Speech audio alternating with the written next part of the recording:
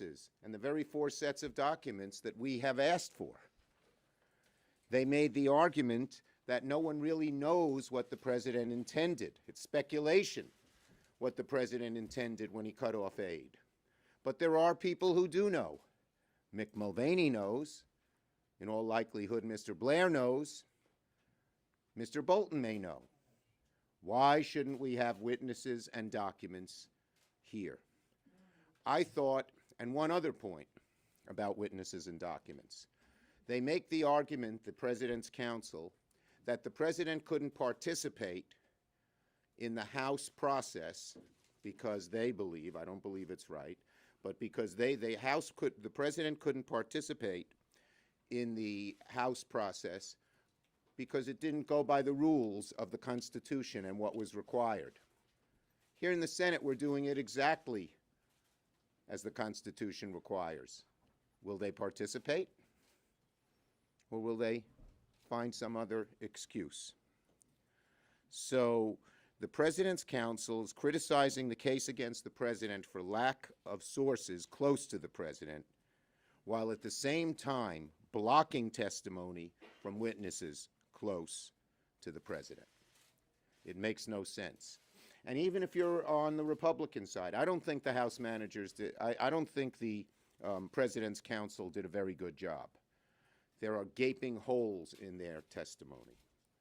They spent about 30 minutes refuting something that the House never said, that in July and August the quid pro quo was for military assistance. It wasn't. It was for a meeting. But I'll leave that. The House managers are coming in here, and I'll leave that to them to refute point by point. But they have a very good website where they do refute this.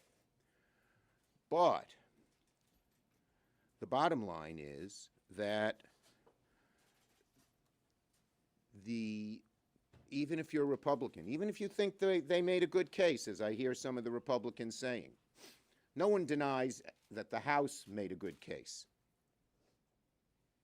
Even Republicans say the House managers made a good case. So if you're a Republican and you think that the case that was made today was strong, then why not have witnesses and documents if you think both sides made their case? That's what a trial would do. To just quote one of my colleagues, Senator Gillibrand, to my colleagues, don't bury your head in the sand and then complain about it being dark. There's real evidence, there's real facts, and another thing, Mr. Philbin talked about the judicial right of cross-examination and how it was so sacred in Western jurisprudence.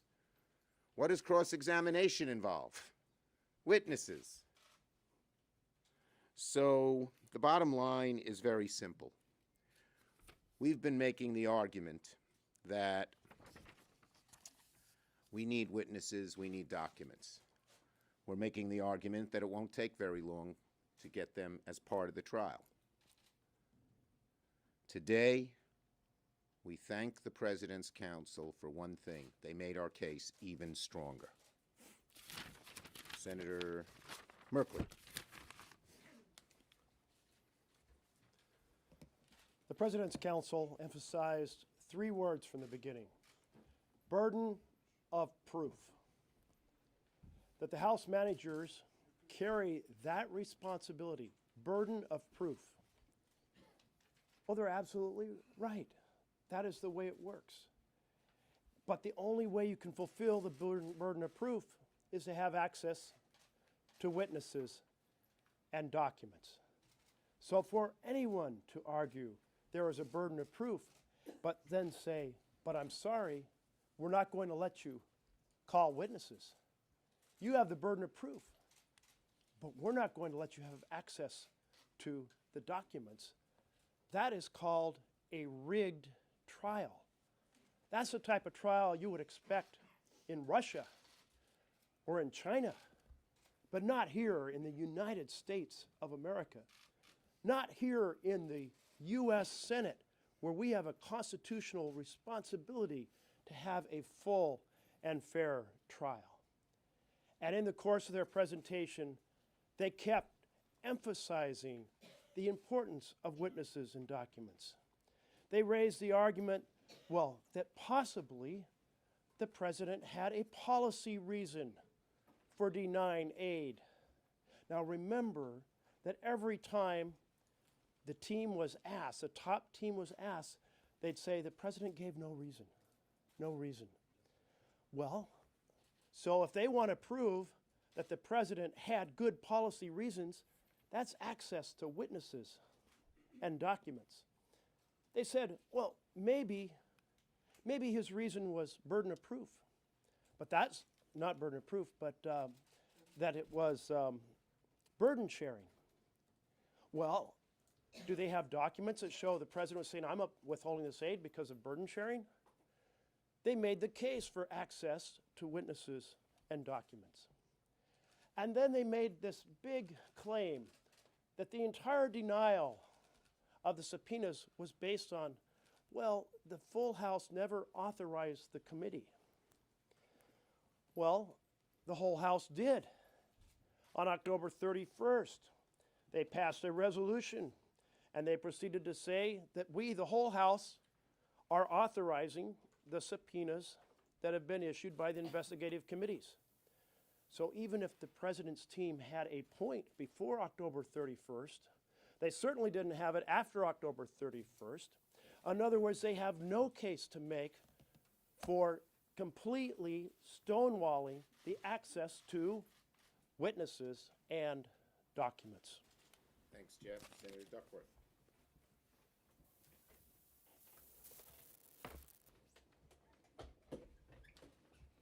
Hi, everyone. Before I talk about my reaction to the President's Council's presentation today, I just want to say one thing about the attacks on Lieutenant Colonel Vindman and the questioning of his loyalty to this country.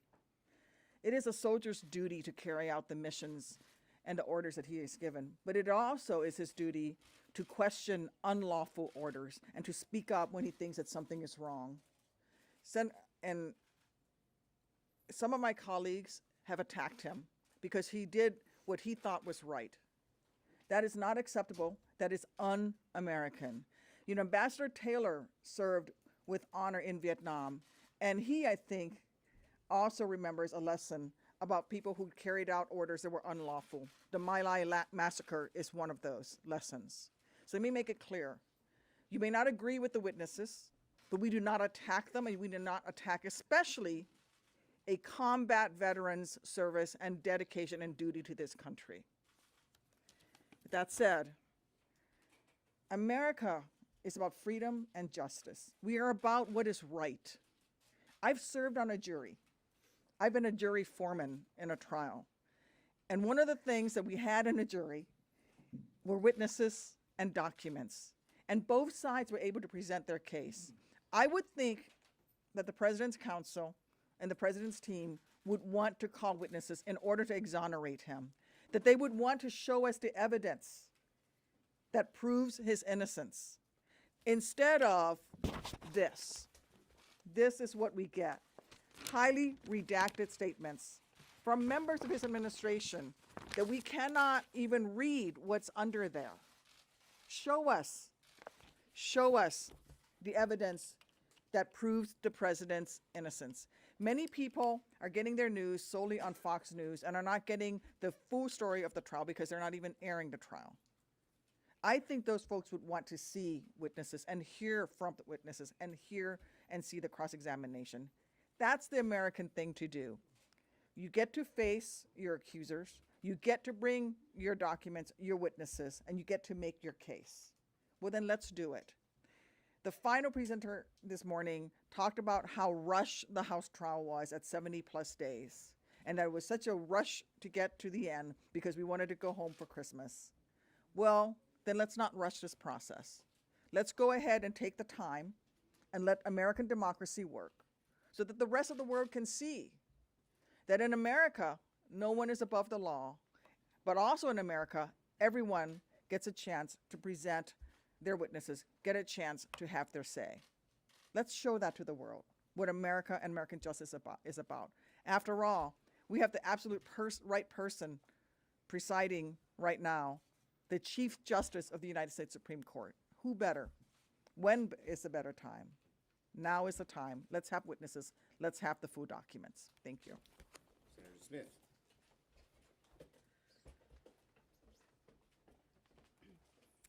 Thank you.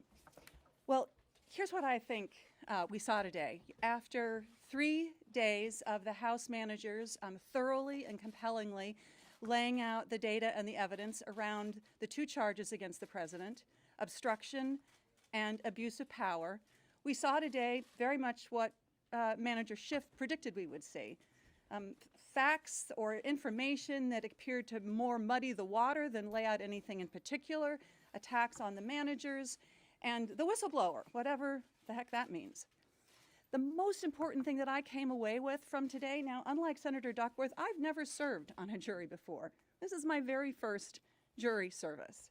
And it never occurred to me that on my first jury service, I would be involved in a trial where there is no cross-examination of the witnesses. There is no documents and evidence that we are able to see brought forth.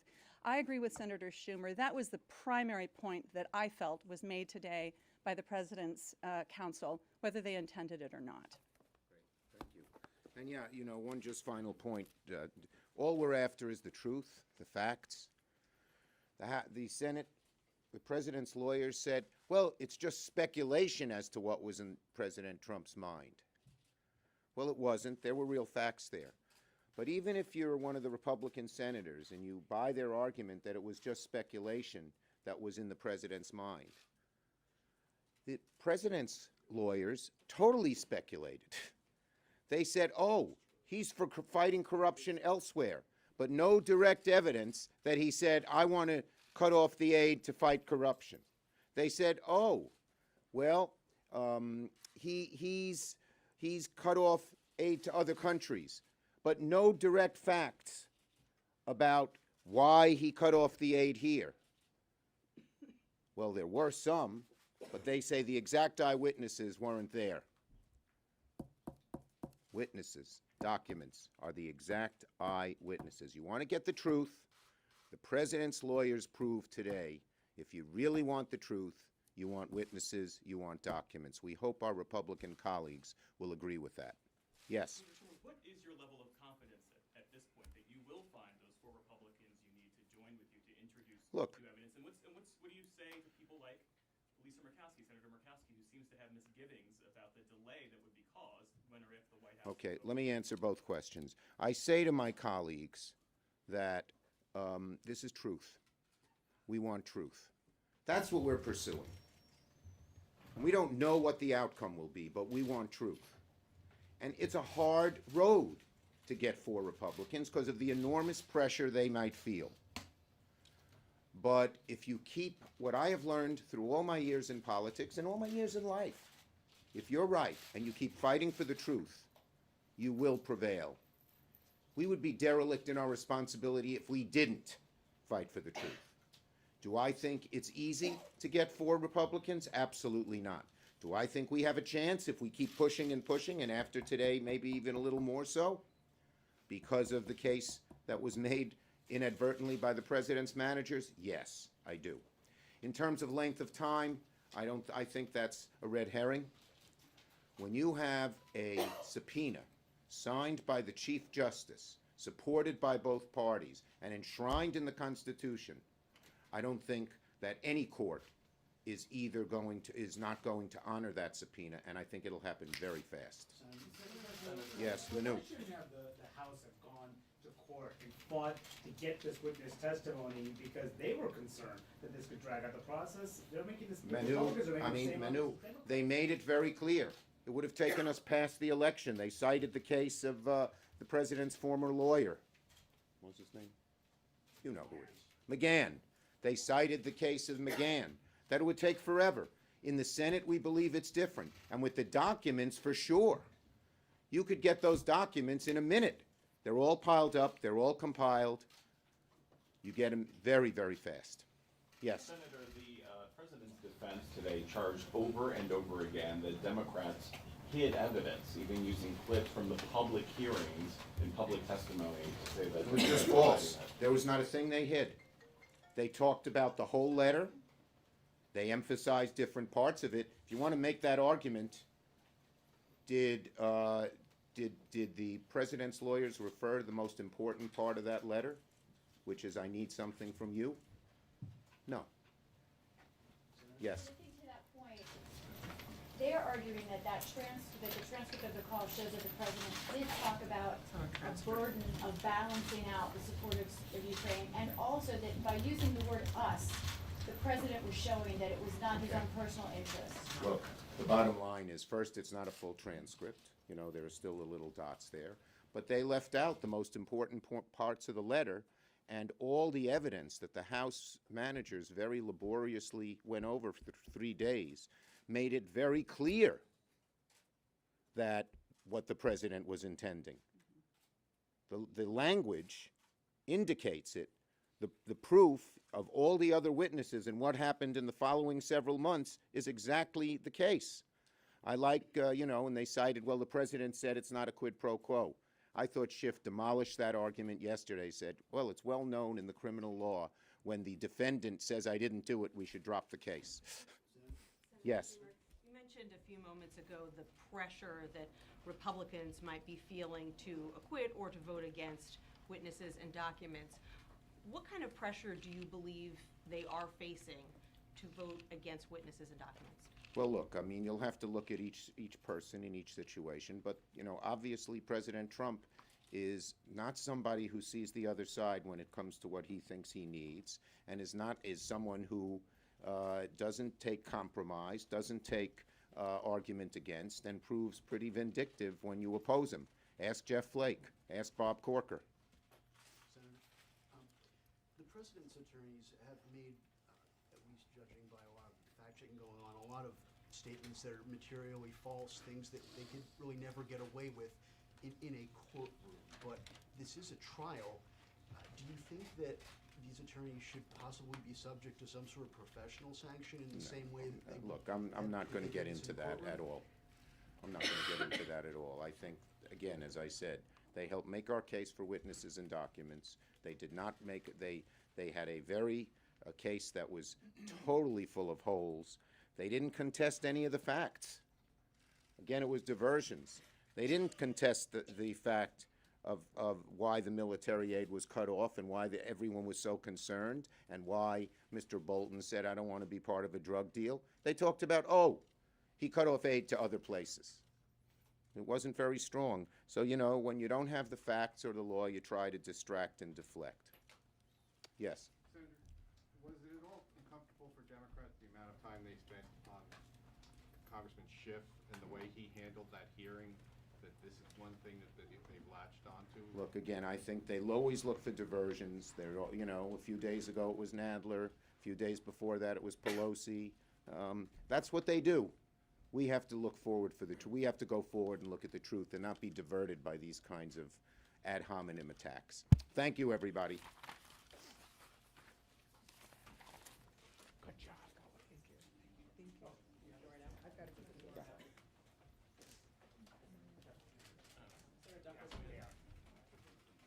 Hey, Frank. I was gonna ask you that.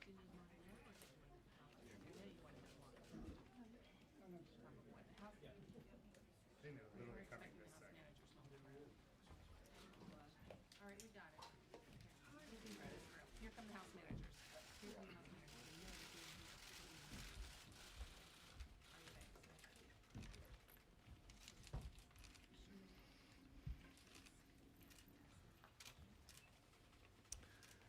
Good afternoon. We wanted to take this opportunity to respond to a number of the representations